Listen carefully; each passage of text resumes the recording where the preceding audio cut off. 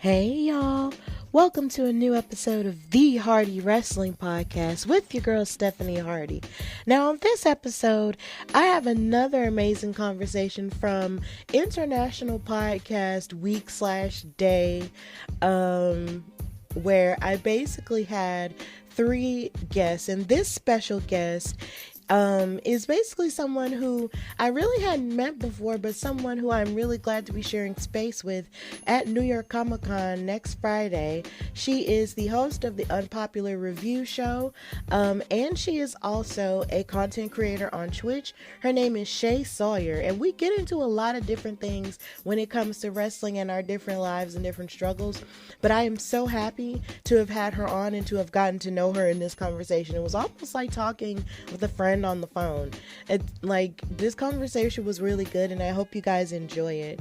And of course, I'm doing this intro like this because I'm dealing with some technical updates and technical issues, so if you don't hear the awesome theme song performed by Josiah Wrestle and Flo Williams at the beginning of a few episodes, then that's why. But hopefully I hope to get it figured out soon. But in the meantime, in between time, I hope you enjoy this amazing conversation between me and Shay Sawyer. This is the Hardy Wrestling Podcast.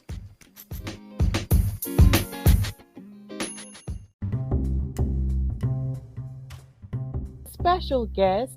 She is the host of the Unpopular review show. She's a content creator and a blogger, and she is also on the special, amazing panel, which is set to take place next week in New York at the Javits Center and New York Comic Con for women of color in wrestling, Behind the Magic, with Katrina Blake and so many other amazing women of color. This is Shay Sawyer. How are you, ma'am?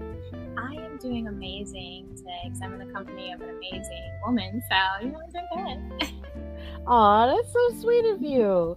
Well, yeah, this is going to be a great time. Now, of course, for those who are watching live on all of the platforms, feel free to pop in with comments and certain things. If you hear something that resonates with you, you might pop up on the screen.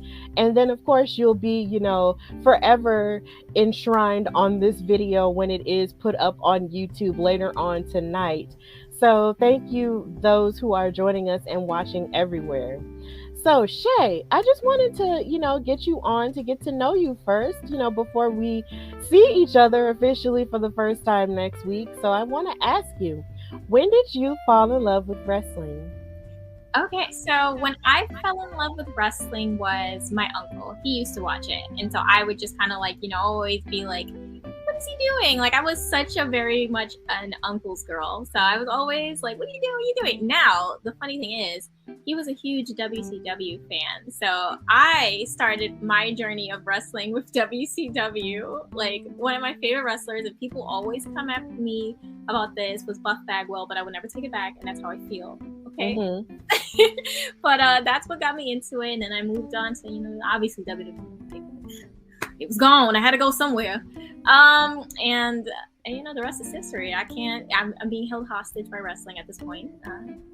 Happily. Happy Stockholm syndrome, low-key. But yeah, I totally get it. WCW was your gateway. It was basically my gateway too, in a sense. Except I really didn't have any favorite wrestlers per se back then when it came to WCW. I was just watching it with my dad because it was on and he was watching it, and he was taping WCW and WWF at the time back to back because of the war. But mind you, I didn't know there was a war going on because I was 4 years old. So I mean, you're just sitting there watching it because that's what daddy's watching. And he just let me sit there, and I just watched. I believe he said my first match was Goldberg versus Hulk Hogan at the Georgia Dome for the world title. So yeah, it's a big way to start. But my favorite part of WCW was the Nitro Girls, though. Love the Nitro Girls because I love to dance. So I was just always dancing with them anytime they would come on, and my parents would laugh at me, but it's okay. But I did always stay for the wrestling a lot of the time. But, you gravitate towards what you gravitate towards. And I love the Nitro Girls. So it's a good place to start. I totally get that because for me, when I look back, I was obsessed with the divas, and that's why I find it so funny about the divas discourse this past few days of, well, what's really, should we respect the diva? I'm like, of course we should respect the diva. What the hell? But for me, I used to try and force my sister to watch all the matches. I was obsessed with Maurice. Like, you couldn't tell me anything. And I like that time, okay? I will look back at a good pillow fight match. I don't care, okay? It was entertaining. I will not apologize for it. Yeah, it's like, that's so funny. I was telling Iridian, shout out to her, earlier this week, that even though a lot of people look back on the Divas division time with a little bit of ire and anger, like you mentioned this week, you have to understand, like, when we were women, that was all we had. So we still gravitated towards it because these were, women like we were. So even with the pillow fights and with the lingerie and all the other stuff, we still saw ourselves, and that still counts, as women's history in terms of wrestling. Even though it wasn't the most favorable, it was still ours in a sense. So I feel like that does matter, and it's important to share opinions like that, even though it is unpopular to a certain demographic, no pun intended, but to a certain demographic of people. But yeah, like, I totally get it. Like, I enjoyed it, for what it was, but I am grateful that we have evolved past that. Even though I do love the Divas title, though, I will say that, though, I like the Divas title because I just like pretty pink sparkly things. So I didn't have an issue with the Divas title, but then I didn't have an issue with them changing it either to fit where they wanted to go. So I got it. I think it made sense for, like, with every era that you step into, it should be some type of refreshment. So them changing the title, I guess, because they were stepping into a new era. So it was, good to have that. But for me, I love the Divas title as well. Like, even if you go on my Twitch, like, it's one of my badges. Like, I do not care. I love it. It was so pretty. Yes, definitely. I had a necklace. Like, I had a Divas championship necklace, and I can't find it, but it's like, how WWE sells those necklaces with those really big chains on them. Yeah. So you try not to wear them unless you're wearing something that's wrestling themed and it makes sense. Like, I had that necklace, and I cannot find it to save my life, but I love that thing. I loved it. I hate when I lose something I really, really value in my home, and I'm like, where are you? Where could you have gone? Right, but then I moved around a lot during that time because I was in college too, so it was just kind of like a back and forth thing. So it could be anywhere. It could even be in my jewelry box right now. But either way, like, it's my goal to own all of the women's titles that have ever existed, as a bucket list thing. Like, that's what I want. I have 3, so now I'm still working on the rest of them. That's awesome. Okay, well, I hope you do that. Like, that's awesome. I love that. Yes. So God bless whatever house I move into, because it's gonna have to have some room. New York noises. It's okay. I understand. It happens. It happens whenever I talk to people, to Katrina, or to some people who are in New York and they have their noises. It's okay. I understand. You're so noisy. Like, shh. It's okay. It's okay. Don't be ashamed. I looked back at me when I said shh. It's okay. It's okay. I understand the noises. So, what exactly was it that kept you invested as a fan? You did mention the Divas division, but what exactly kept you invested outside of that as well? Okay, so outside of the Divas, I am a really huge, like, my favorite wrestler ever is Shawn Michaels. And so I was stuck to always watching him or whatever he's doing, keeping tabs on him. Then what kept me in was, like, newer guys that I started to latch on. Specifically, Randy Orton, Batista. I was like, oh, okay, I can't go yet. Because it will always be time when I'm like, wrestling gets on your nerves and you got to take a break. Mm-hmm. Like, hold up. I got somebody else to stand. Hold up. I can't abandon them. And so it was them, and then Evolution. I loved Evolution as well. And I mean, obviously everyone loves DX. Well, majority. Yeah, it was those things like that, and I just loved, just watching, wrestling for what it was. I'm a big technical wrestler fan. So that as well, I think Eddie Guerrero is one of the best I've ever seen personally. And then Kurt Angle as well. My favorite match ever is Kurt Angle versus Shawn Michaels at WrestleMania 21. I die on this hill. That match was outrageous. It was. That just kept me. I can't leave. I did step a little bit into TNA for a little bit, like around like I'd say 2006-07 is when I became a huge Alex Shelley fan. Like, I love Alex Shelley. He is one of the best wrestlers, period. That man, what he's able to do in that ring does not get enough love, and it's crazy. So he single-handedly brought me over to TNA, and then I started to like watch her rounds. I'm like, okay, well, this is great. Obviously that brought me into AJ Styles. I was not actually privy to AJ until I started watching TNA. Thank you, Alex Shelley, for bringing me into that. I know that's crazy, but it was all those things that kind of kept me. Okay, that's pretty valid, and it seems like a lot of your favorite wrestlers sort of fall under that ruthless aggression era in the 2000s, and that's my favorite era, to be honest, because that was really when I was coming of age. Like, even though I started during like sort of towards the tail end of the Attitude Era, it's like it was really the ruthless aggression era that kind of just sunk in, because that was when we were coming of age, right? Yeah. And so you have your Batistas and your Randy Ortons, and you also have Shawn Michaels when he came back. That basically popped all of that off. And then when you have TNA, a lot of people don't necessarily discuss TNA a whole lot, but they have a lot of wrestling history behind them, that deserves more credit / impact as well.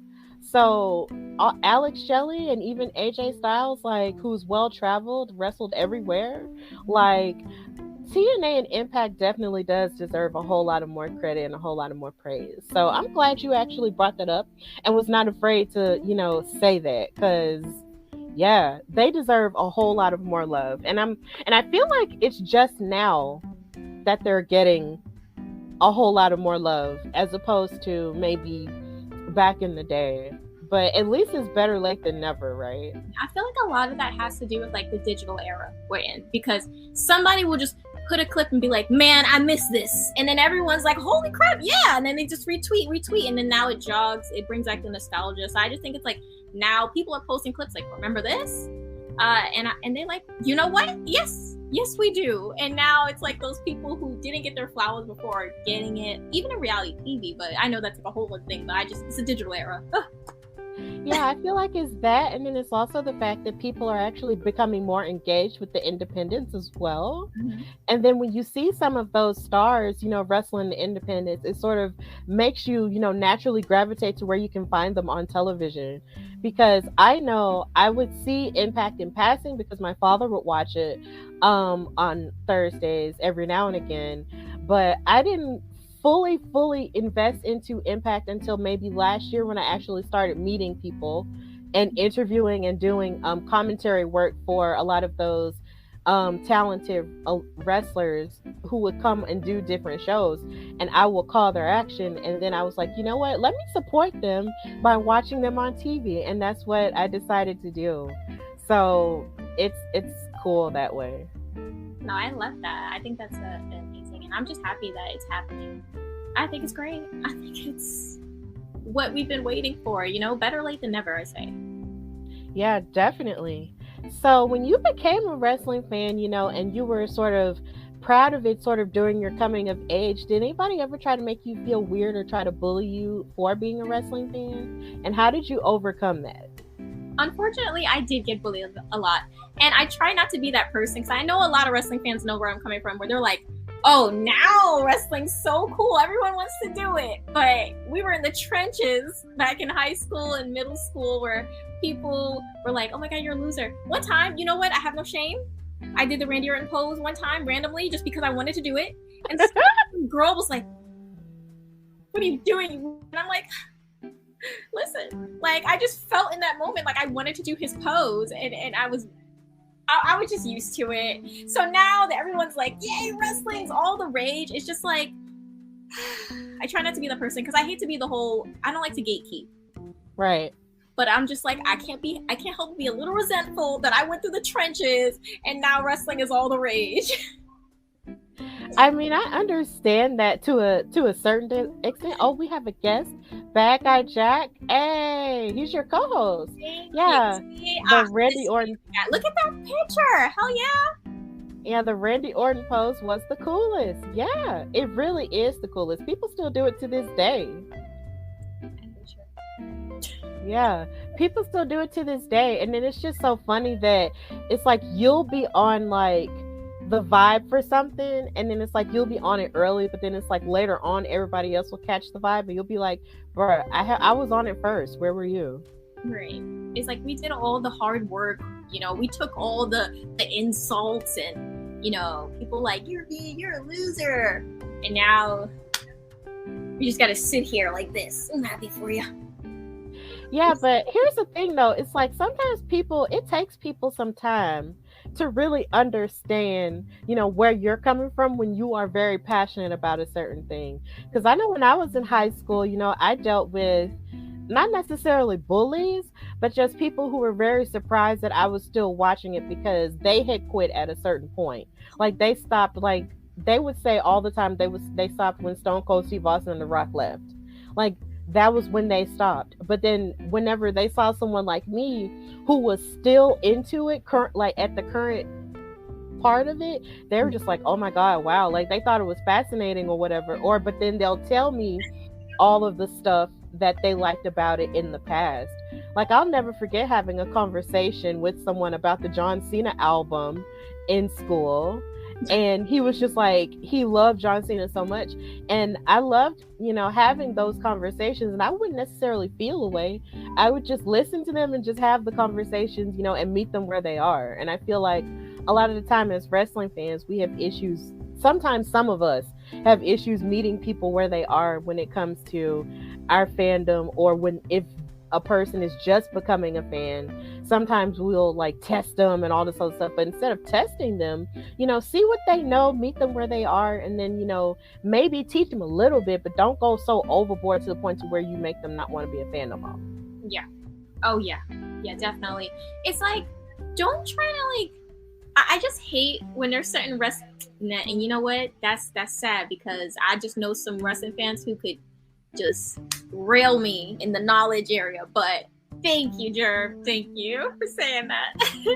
I just kind of hate the whole thing of them kind of like trying to make you feel bad if you know too much, or if you know too little in the wrestling community. That's really annoying. Stop doing that. Like, not everyone needs to know absolutely everything, and no one should be shamed if they know a lot or if they know a little. Just be happy that they love wrestling, they want to talk about it, whatever it is. Just get along. It doesn't have to be some competition of who knows more or who knows less.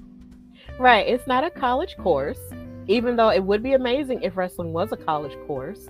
But you know, it's like once, like, we're all fans and we all love it. So if we all love it, we should just all talk about it and just meet each other where we are, as opposed to just, being gatekeepy about it, and just being open and just being a happy community.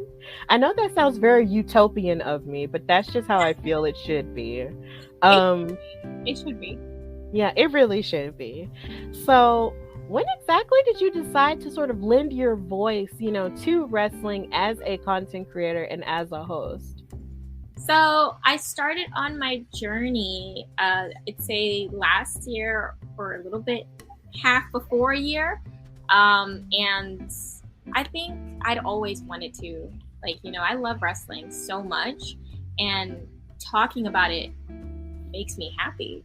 And I wanted to, but again, I think we kind of touched on it a little bit. My introvertedness just kind of kept me. It was a fear. It was a fear of is anyone gonna be angry at me? Because wrestling fans can be very intense, and it's a lot for me sometimes to deal with it. I'm like, why are you acting this way? Please.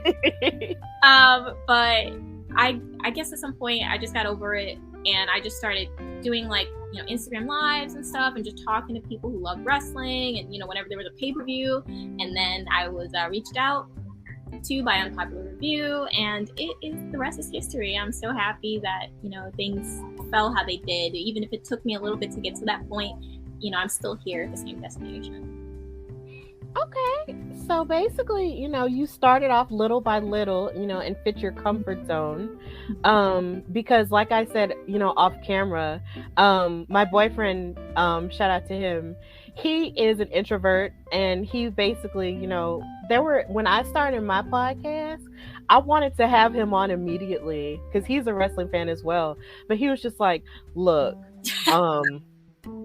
you're trying to start me to run and I haven't walked yet. I need you to chill. So it was months before I was able to have him on. But when I did, it was nice though, and it was cool. So basically I understand, you know, you sort of reaching out and starting in pockets first before you branched out and did the big thing. And I feel like that's admirable because sometimes, you know, when people, you know, branch out and do something that it takes them out of their comfort zone, it's like if it takes them out of their comfort zone even a little bit, they might, you know, give up on it, or they might just sort of turn their back on it and just not want to try it again. But you basically stuck with it and you started your own platform, and that's cool. I still can't believe I did it. To this day, I'm still like, somebody else must have jumped on my body. I must have a doppelganger or something. I'm like, because I am just like, a little bit ago, I would have never been so comfortable to be sitting and talking. I would have been like, but here we are. So I'm happy about that. That's good. So what other content do you create, you know, outside of wrestling? Because I have seen on your Instagram where you do various streams about a lot of different things. So what else do you address? So I do stream on Twitch. I do like video games. My 2 games that I definitely dabble in the most is definitely Dead by Daylight and Fortnite. Those are my 2.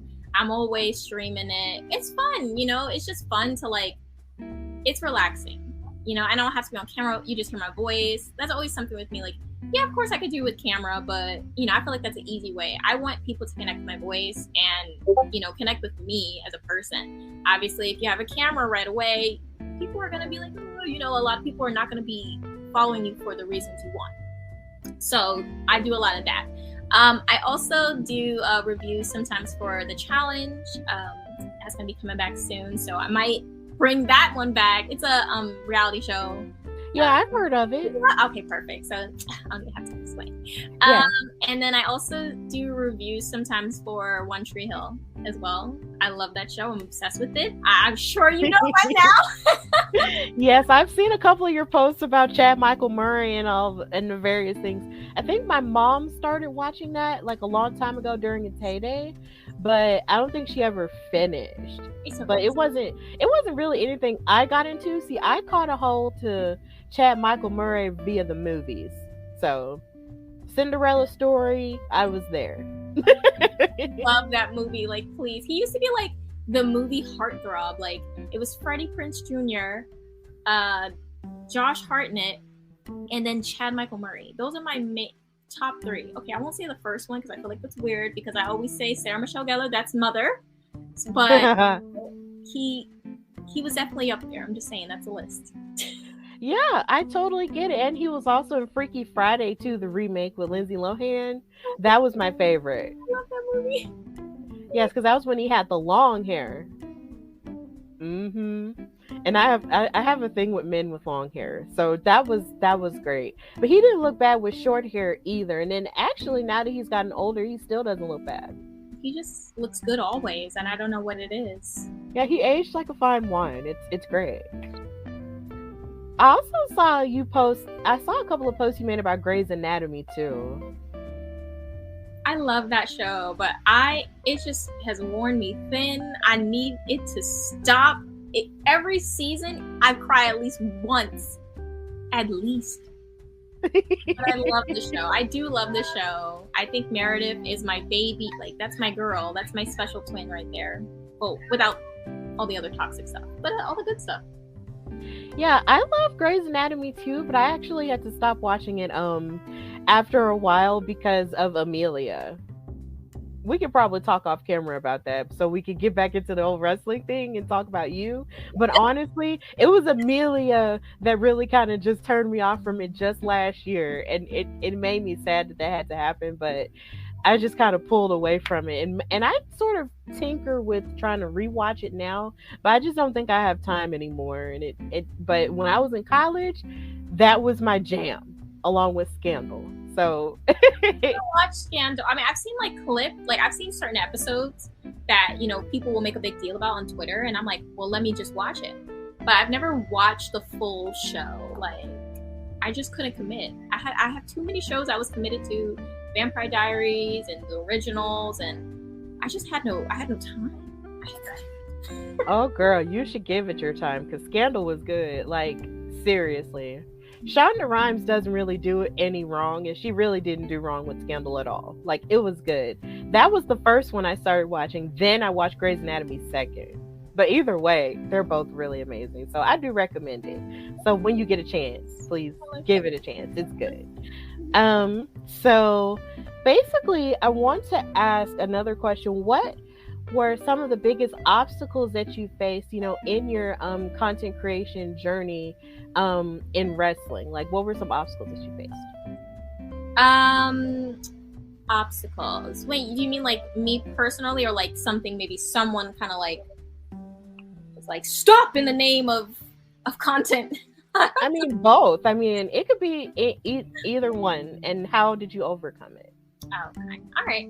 Well, I don't feel like I've ever had anyone specifically trying to like keep me from it. I feel like since I've started on my journey, people have been really like supportive, just because they know that it took me a really long time to get to that point. If there's only thing that maybe kind of stood in my way was myself. I could say the only thing is just me and dealing with my personal, you know, demons, as they say, and, you know, just trying to get past it and be peaceful at mind, because my mind was not always so peaceful. I had so many things that, you know, personally took a toll on me, and it just kept me from expressing my love for wrestling. Like, I love wrestling, but when I say expressing, I mean having that time to sit and talk about it and, you know, be on Unpopular Review. Like, I was keeping myself from that because I was so scared and frightened of what was going on within myself. So that's the only thing I could say really stopped me, was just myself. But now I've gotten out my own way, so we'll see how long it lasts. Yeah, I understand that, because sometimes your worst enemy can be you. And you don't really know it, but it's basically due to the fact that, you know, as humans, we have a tendency to feel like, oh, well, you know, maybe you doubt yourself, or maybe you feel like, you know, why should I try? Because you have like a fear of failure, and you feel like, oh, well, I'm just going to mess up anyway, or nobody's going to care. Or you try to pull yourself back from investing in something that you feel like is ultimately going to fail or isn't going to take you where you want to go. I deal with that all the time, literally. Today even, but literally, but it's just like, even with that, you know, you still try your best to persevere and know that somebody somewhere is watching, and, you know, as long as you do it with love and with a pure heart, you know, the blessings will come. So that's what I try to remember a lot of the time. I like that. I think I'll hold that in for me too. I might need that pep talk sometimes, so I'll keep that for me too, if you don't mind. Yeah. Looks like you got another comment. Hey, thank you for watching. Thank you guys for watching, who are watching right now with me and Shay. Thank you guys so much. So what other hobbies do you have outside of content creation? Outside of content creation, honestly, it's mostly just kind of working. I work at a moving company. That is annoying, especially during the summer. I can't stand it. But you know what? I've been in the moving industry for about going on like 9 years. So I'm kind of used to it at this point. But it is annoying. The customers are rude always, of course. You know, they can't help themselves. Hobbies, honestly, wrestling is just so... God, like, I honestly, now I'm like, damn, I need to like step back from wrestling. You're taking up all my damn time. Yeah, it can be all encompassing. I understand that. Yeah, now I'm like, okay, that was a good question. Thanks. I just had like an existential crisis now. I gotta really Yeah, I understand that. Like, I understand that it can be all encompassing, especially if you watch it like it comes on every day. So much. I'm like, oh my God, Vince, what have you done to me? Let me go. Like, Jesus. And then, well, it's actually not even just him. A lot of companies. Jeez. Yeah, it comes on every day. So it's just like you always have something to do. Like, I wonder if TikTok counts as a hobby, because that's something I love to do. I love being on TikTok and just laughing and, you know, seeing people's jokes or hearing about people's thoughts about certain things. Like, I love that too. And I actually like participating in wrestling TikTok and putting my content on there too. Like, it's a lot. Like, people actually really engage in that. They do. I love it. I've just started dabbling in the wrestling community on Twitter. I mean, not Twitter. Geez, no, TikTok. And it definitely is fun. And oh my God, being on TikTok and scrolling through the wrestling TikTok. I always put wrestling TikTok hashtag, and I just scroll in there. And it's always pretty hilarious. I'm sorry. TikTok has some of the most creative people I have ever seen. The things that they come up with, I love it. Yeah, I love it too. But it's so funny because the first time I was on TikTok, it just reminded me of Vine. It reminded me of a bigger version of Vine. And it makes me miss Vine so much. But I just think about how basically Vine walked so TikTok could run. So rest in peace, Vine, but you have a special place in our heart. We'll put the ones up for Vine. Yes. So let me ask you, as a woman of color, how do you feel about our place as content creators, whether it be in wrestling or just in anything? And what exactly are basically like your hopes for women of color in content creation as, you know, we continue to grow and find our way? I feel like we've been multiplying, which I love, because I feel like it wasn't like that all so long ago. It was like few and far between, like a needle in a haystack type of thing, back then. And now it's like there's so many of us, and just seeing the growing, like, of us, and seeing more people that look like me talking about wrestling, like, that's amazing. Growing up, a lot of people were in my specific, area of my age, they weren't into wrestling. And if they were, they didn't look like me half the time. So it's nice to see people who love wrestling as much as, you do, and they look like you, and they can relate to you on things outside of wrestling, not even just like that, but just like life experiences. And so I just want to keep seeing us multiply, keep multiplying until it's opposite. No more needle in the haystack. We are the hay. Hey. So, yeah. We are the hay. Come on. I feel like that should be a t-shirt. Listen, we are the hay. I mean, it sounds great, and it sounds country at the same time. I love it. I love it. We are the hay. We are the hay. I love it. I really love it. Listen, that's off the dome, okay? Listen, I'm coming on. Yes. I'm on your heels, John Cena. Get your bars together. Freestyling off the dome. I love it. I love it. So, how do you feel about the state of wrestling in terms of what is good and what could be improved on? Honestly, I think right now, like product-wise, I think this is the best wrestling has been. Like, we're getting so much quality in terms of matches. And I even feel like storylines as well. Yes, there's some that are gonna, fall. I hate when people always bring up Attitude Era. Stop it. Because when you go back and look, there was some craziness going on in there, and some of that does not need to be brought back. They're doing fine. I like it right now. And the only thing I think that needs to be adjusted is, honestly, the wrestling community itself. It needs you just like put water in a tube and just like shh. We need to clean out all the negativity. It's too much. I feel like a lot of times wrestling community is literally to blame for a lot of the stuff that goes on. Like, when there's like arguments or people on Twitter, stuff like that. And I just want us to get more positive. Like, why is it so negative? I feel like it's way more negative than it's ever been right now. And I want the wrestling community to just be a safer space for everyone.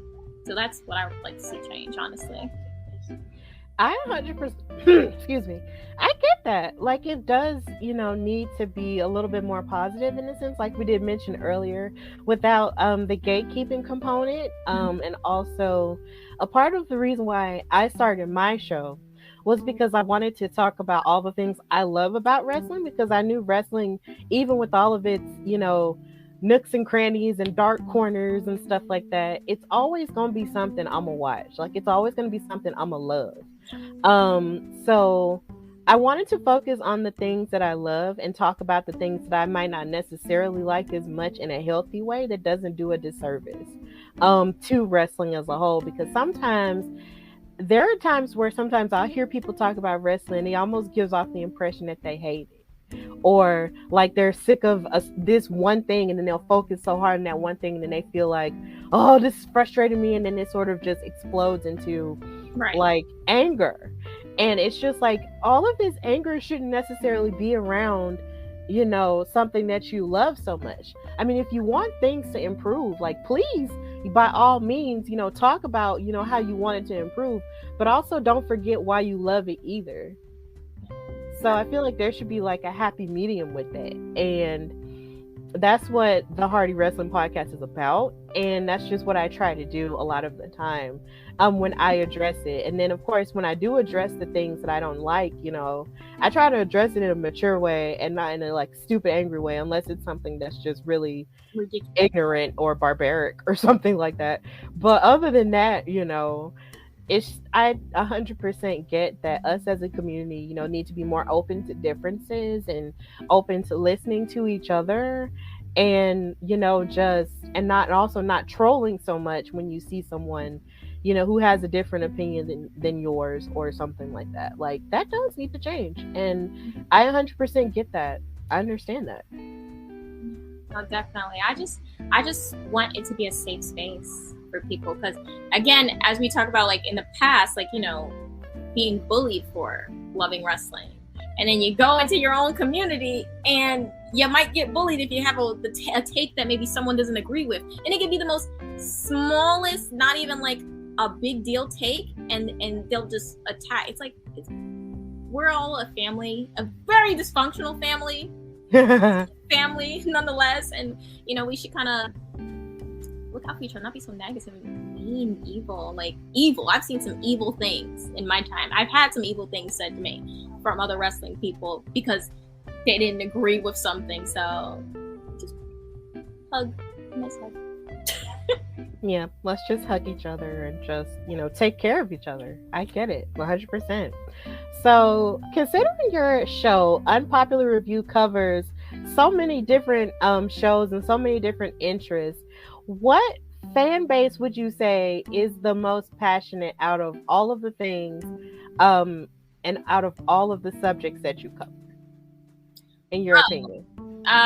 Well, I'd say wrestling, 100%. Specifically, I don't know, NXT. Honestly, I'm a little bit biased. I'm going to say NXT's like, I feel like, that fan base is popping. Like, yes, we should be vibing, because it's like NXT's right in the middle. Like, it's right before the main roster, so you don't really have to worry, because now, honestly, I think that's going to change. But before Triple H became like the big, head honcho, anything that happened to NXT, once you got to the main roster, it didn't even matter, because they were going to pretend like it didn't happen half the time. Right. Now I'm like, oh my God, now we got to get up a little bit. But before, it used to be easy living. Whatever happens here, it doesn't matter. We're just vibing. We're watching good matches. We're vibing. Now it's like, I'm a little scared sometimes, because what if they hold them to it? What if, like, when against main roster? But yeah, definitely NXT. I'm being biased a little bit. Yeah, I get it, because it's like, I watch NXT myself. I watched it even before it moved to USA, when it was on the network. And being an NXT fan is just so cool because you're watching these people who either came from the indies or in this case with 2.0 people who, or more people, let's just say that, because there have been people in the past who've come from different sports into wrestling. So I don't want to like undercut that, but more people who are learning, you know, wrestling for the first time, and they're sort of finding their groove as characters and everything. Like, it's amazing when you watch them grow and you see where they started from, and then they wind up doing amazing and big things. Like, and the fans are really passionate about it. And then, but they're not just passionate for the sake of it. It's like you see the wrestlers putting their best foot forward and putting like their best action out there and growing more and more each time and getting better and better. And it's just so cool. I love it. Like, I absolutely love it. And then it's like, I love talking about it too, because on Women's Wrestling Talk, me and Katrina, shout out to her from In Cat We Trust, we host an after show about it, and sometimes we can get really passionate. And even then, since Triple H has taken over, there's so much from SmackDown and so much from Raw that spills into NXT, and so much now that spills from NXT into Raw and SmackDown that it's almost like you can't miss anything now. It's all making sense. It's all one cohesive circle of life that's happening, and you can't miss it anymore. And it's just it can be frustrating at times, but at the same time it's still cool, because I never would have imagined Solo Sikoa leaving NXT, going to join the Bloodline, coming back to NXT, taking the North American title, and then posing only to go back to NXT and give back the title, and now the title's vacant and all the other stuff. Like, that's just something I never thought would happen, even with Dolph Ziggler winning the NXT title off of Braun Breaker, and then Braun Breaker winning it back on Raw. That was before Triple H took over, but it's just the principle. I just never thought I would see any of that happen, you know, when NXT was just on the network. And so watching it grow from there and it become a TV show like it is now, and it thriving with so many new faces. And I felt the same way with NXT UK too, until of course that is getting rebranded. But still, it was just, I love it. I love NXT. It's great. Yeah, no, it's great.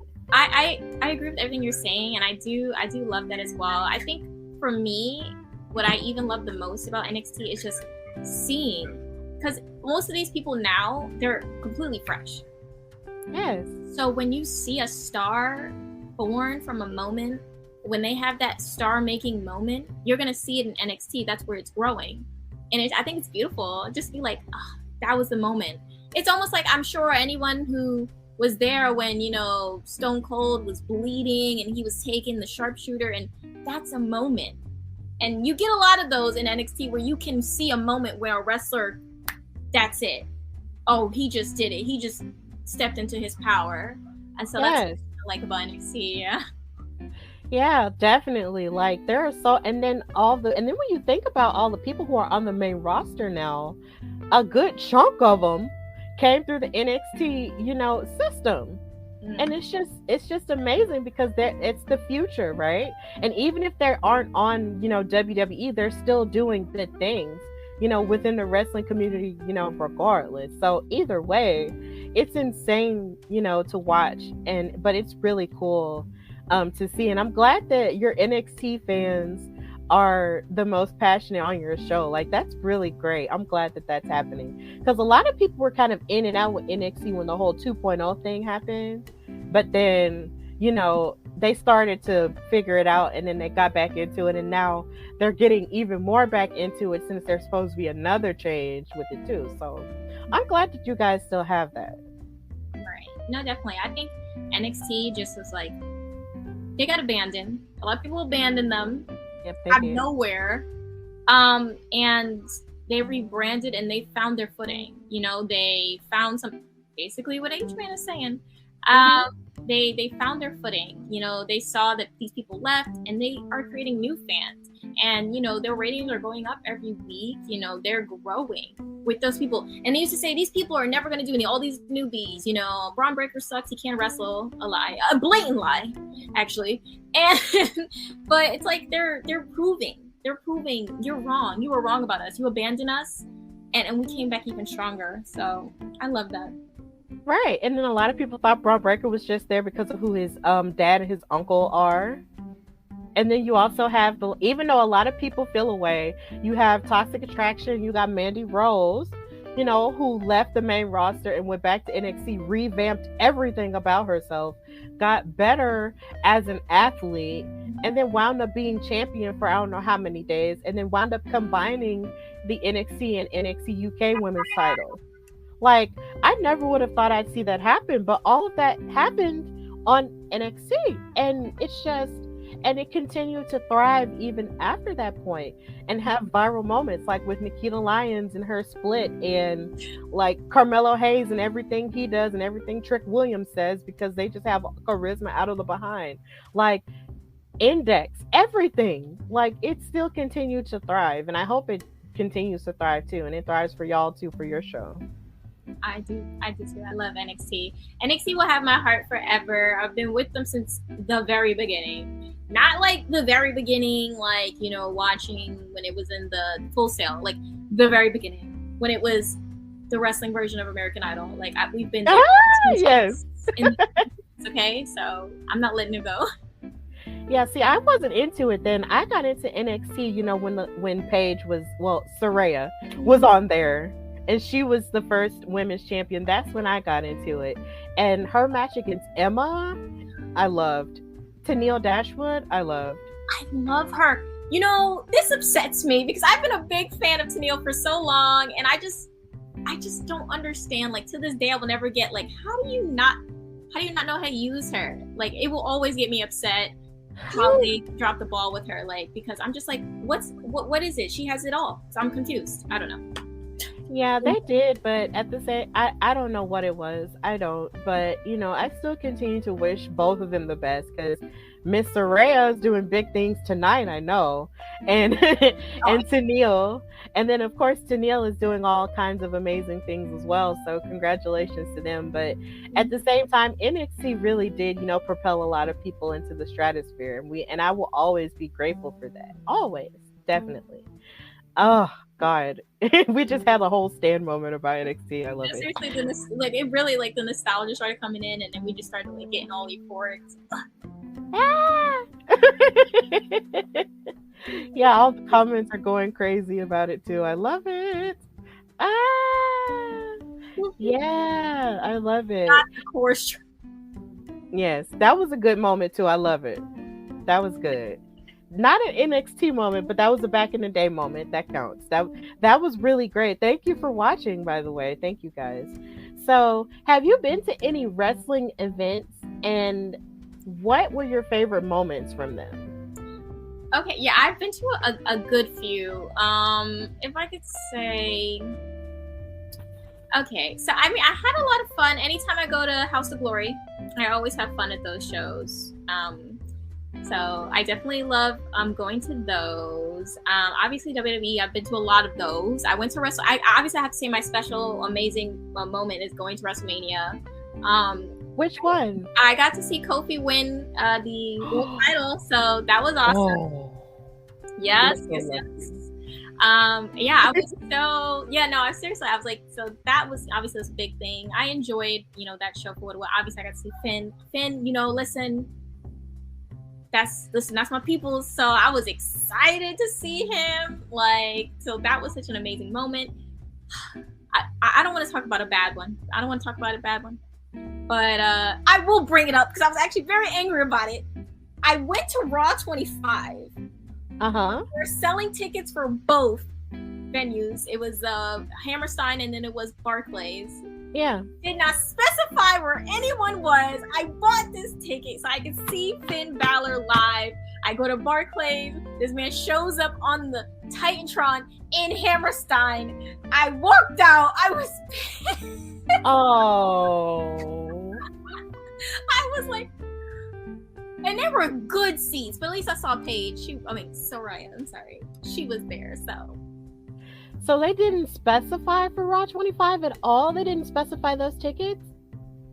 Or who was going to be on? Oh my God, they did it. I was sick to my stomach. When you buy a ticket, mostly to see one person, and they are all the way on the other side Oh, I was in hell that day, but you know what? It was fun. I still had a good time. But yeah, I love all most wrestling events. I can't think of one where I didn't really have a good time outside of that one, obviously. But yeah. See, here's the thing. Like, see, all of those moments I saw on streaming and also on television.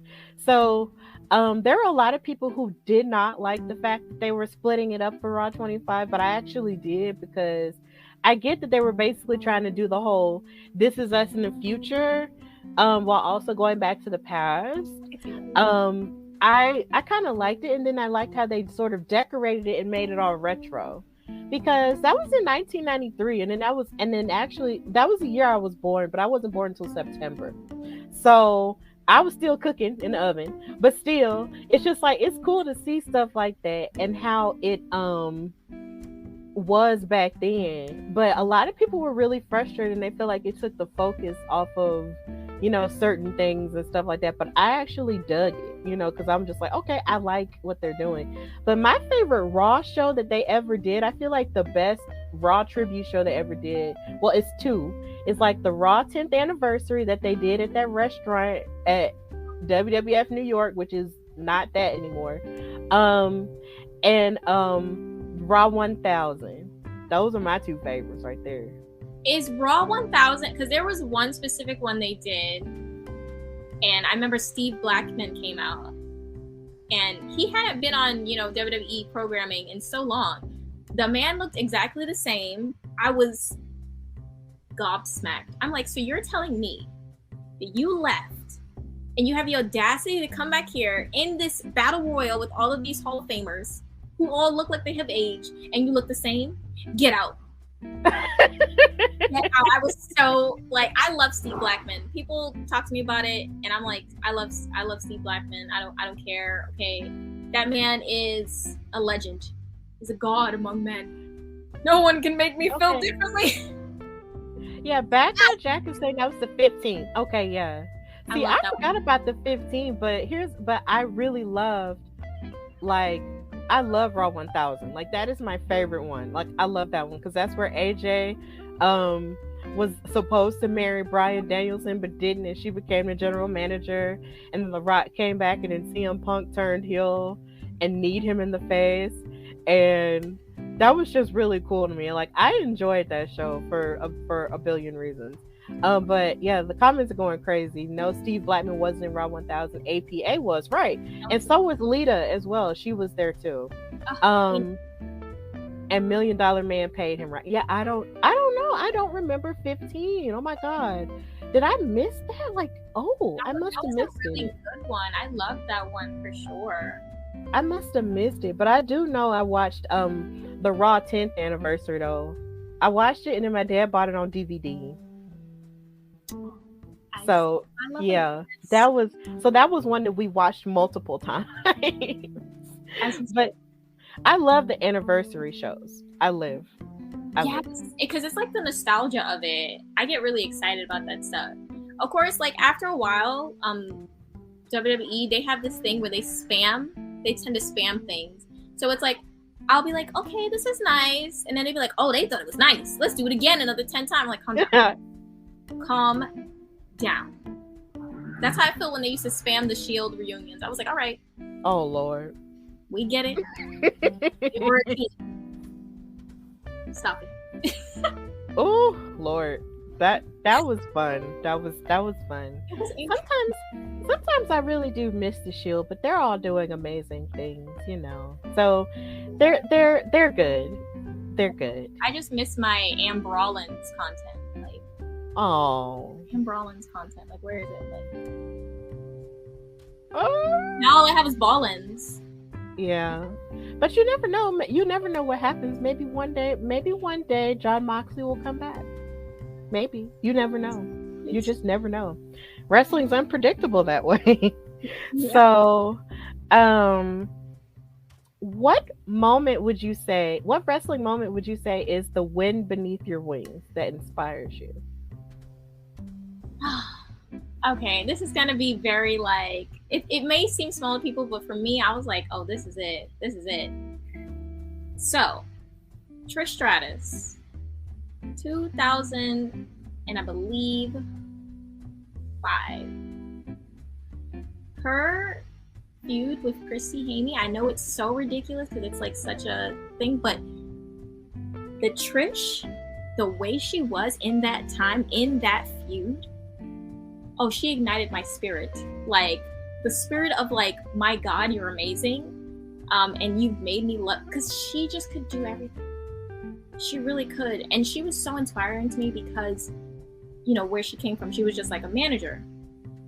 And she rose to the top. And then when that happened, specifically when she kicked Christy in the head, I actually posted about it about a month ago. She kicked Christy in the head and her shoe fell off.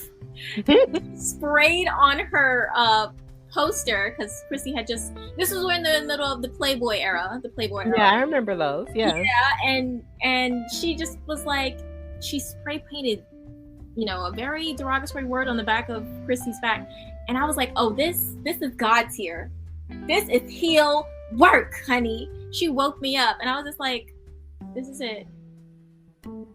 That's the first thing in my mind that comes to me that just says, wake up. Like, that was a moment for me. So yeah, if I could think of that was a really, really awesome moment that kind of was like, this is about. It's about somebody who could just tap into absolutely every freaking thing and bring every damn emotion out of you. This is what wrestling is to its core. So, that. Yeah, that's valid, because Trish was an amazing face wrestler, but I feel like she was an even greater heel wrestler too, because I will never forget how heartbroken I was. I don't think I've ever talked about this before on the show. I'll never forget how heartbroken I was when she dumped Chris Jericho for Christian at WrestleMania 20. I was angry. I was livid. I was just like, Chris Jericho is the nice guy who actually loves you, and Christian is just this slime ball. Okay, so at a very early age, I knew the difference between good guys and bad guys. No shade, but I knew. So I was just like, how could you choose Christian over Chris Jericho? I mean, I know it wasn't real, but I was very, very upset by that. Like, how dare you? No, I was upset about it as well, but the moment, oh, you got to give it visuals. She gave visuals all around. Oh, she ate that whole, I got to give her that, but I was upset as well. So. Yes, Trish Stratus is a whole goddess. She's a goddess, and I'm so happy that I met her this year. She's such a goddess. She's such a goddess. Oh, I love her. We love and appreciate her, and I hope she's healing well from her operation and stuff, because she's amazing. She's amazing. Oh, all these feelings. I'm getting all the feel, like, talking about wrestling and bringing up these like important pivotal moments. It's like, wait, I love this. Right, we love it so much. Oh, and Bad Guy Jack is really popping off in the comments too. I love it. Yeah, H-Man.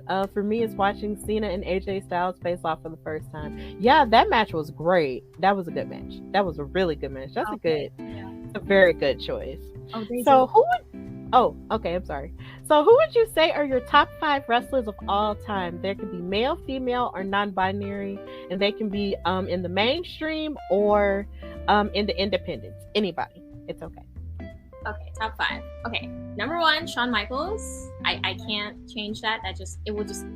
He's the immovable object. Yes. On this list. Second, I would say Alex Shelley. Again, I just think he's amazing.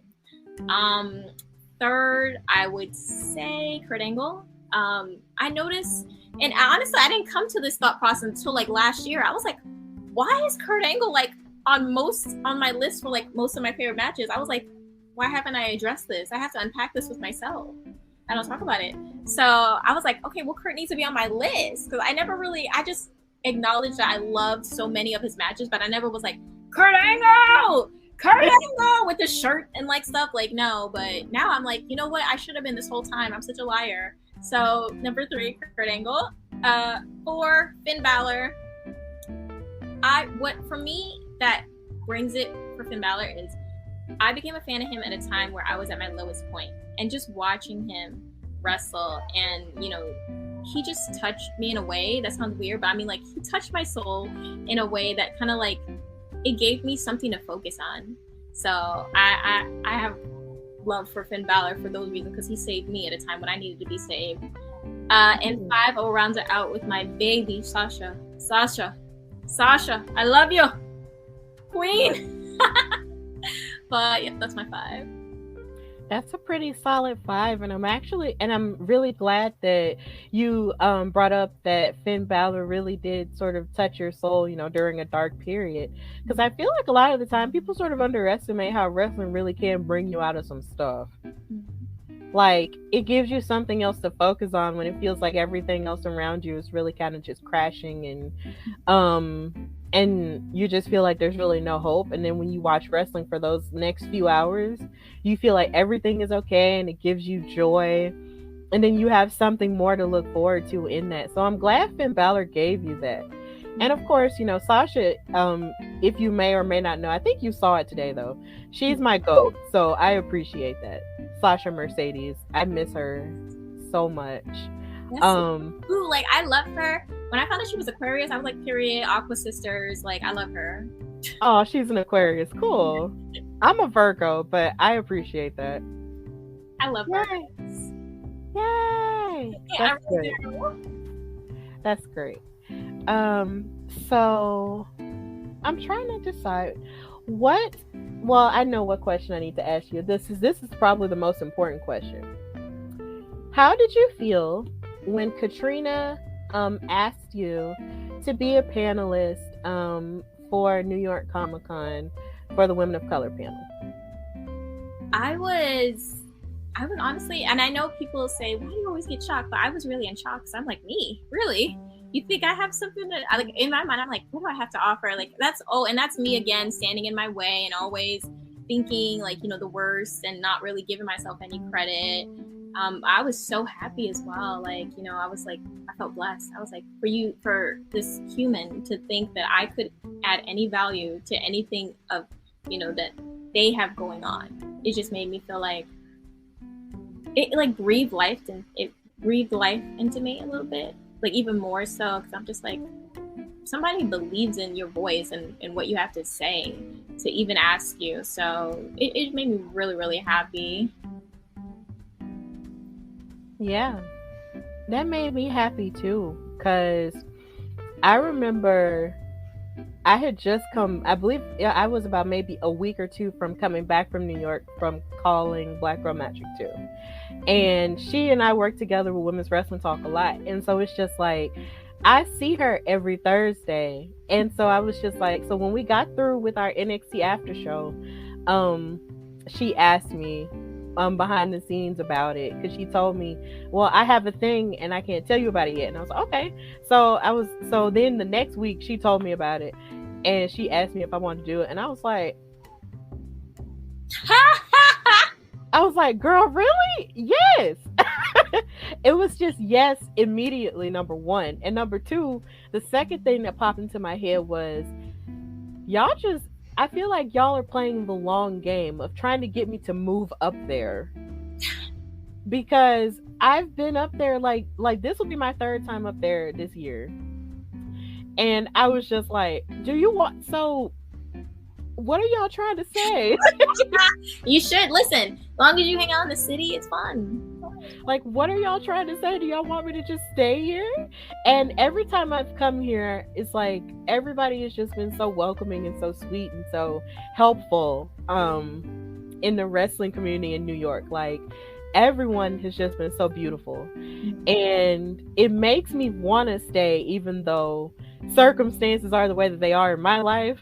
But it makes me want to stay because y'all are just so loving. And even though you guys, are tough, you still have heart. And I love that. And it makes me feel like I can have a place.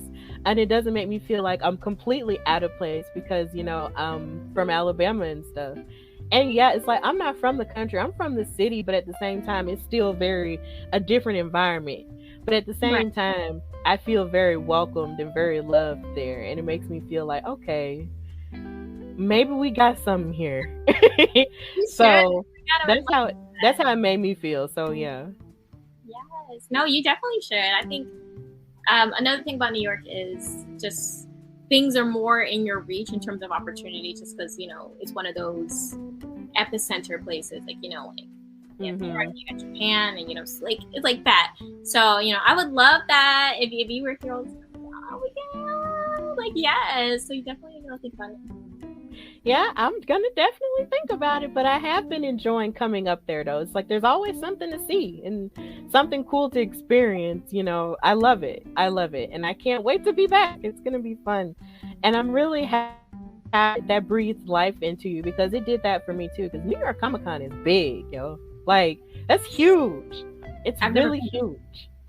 It's huge. And I'm just so happy for all of us that we get to do it. I'm so glad. I'm so happy that it brought me to meet you and you know, the other women as well. Like, I think you all are just so like fascinating, and you know, I love, again, I just like seeing people who I know can relate to me outside of just wrestling, but like in real life. So it makes me very, very happy. And I can't wait to give you a 20-second hug. I love giving out 20-second hugs. Like, you know, so. That's so funny you said 20 seconds. Like, we don't do 20-second hugs here. We do 30-minute. I'm just kidding. Not 30-minute hugs, but 30-second hugs. Like, 50-second hugs. Like, listen, I'm all for it. Listen, I'm a hugger. I love hugging. I'm sorry, not to take anybody's, you know, former gimmicks. Sorry, Bailey, but I am a hugger. Oh my God, me too. Like, that was so relatable, because I was like, I love hugs too, Bailey. I love it. Oh, no, God. Seriously. I was like, girl, you stealing my whole gimmick. Stop. I love hugs. Okay. But yeah, yes. I really, really do. Yes, definitely. So what would you say the future holds for you? Everything, I hope. But I definitely want to just keep going into this, and you know, I would love to do like interviews and like, you know, just I like reviewing as well, because I do like to just kind of focus on, you know, what I'm watching and talk about it. I like to talk about it for a while. My partner knows. He will vouch for it. Like, I just like to discuss it in detail with certain matches and things. So it's like that, but also interviewing and just kind of like just getting my voice out there and being heard. And, you know, maybe, you know, not everyone's going to agree with, because sometimes I do, you know, no pun intended, I do have some unpopular views. But I know there's people out there who can resonate with my thought process. And so that's my thing, is I want to find my people. I just you see, I just want to find my people with my voice through wrestling, because there's everyone who has their own different mindset. So yeah, that. Okay, that's valid, and that's a really good, you know, hope and dream to have. But I guess a little bit of a bonus question I would have for you before I let you go is, would you ever want to like explore the possibility of having like a career in wrestling journalism where you're possibly interviewing people like on your own show, or with WWE or any other mainstream company? Oh yeah, I'd be open to any. I would say, just for childhood dreams, I would say WWE, just for child, or honestly even TNA, because I mean Impact. Sorry, it's a force of habit, because that's how I found them. Okay, I found them as TNA, and I will not let it go. But you know, Impact, I would love to, you know, work with either of those companies. I think it's just a dream, just to say you did it. Yes, definitely. Well, Shay, thank you so much for coming on the Hardy Wrestling Podcast Live Vibe. I'm so happy that we were able to have this discussion. So before we go, tell everybody where they can find and follow you on social media and anything you've got going on.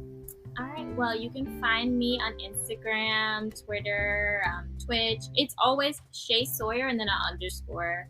And I try to keep it simple. I used to have 23 because that's my favorite number, but I stopped. And I stream on Twitch every once in a while. A little bit back, but I am getting back into it, and I stream on Twitch as much as I can. Dead by Daylight. Sometimes I do watch alongs, depending, and yeah, that's where you can catch me. Shay Sawyer underscore on everything, and TikTok.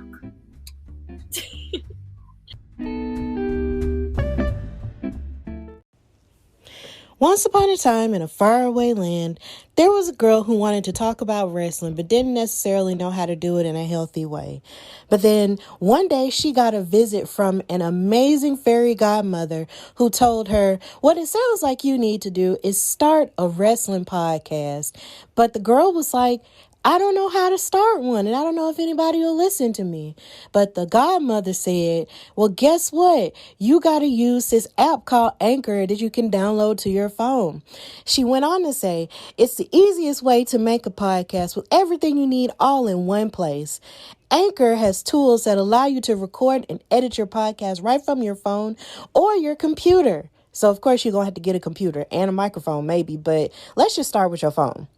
When hosting Anchor, you can distribute your podcast on listening platforms like Spotify, which you listen to music on, Apple Podcasts, and more.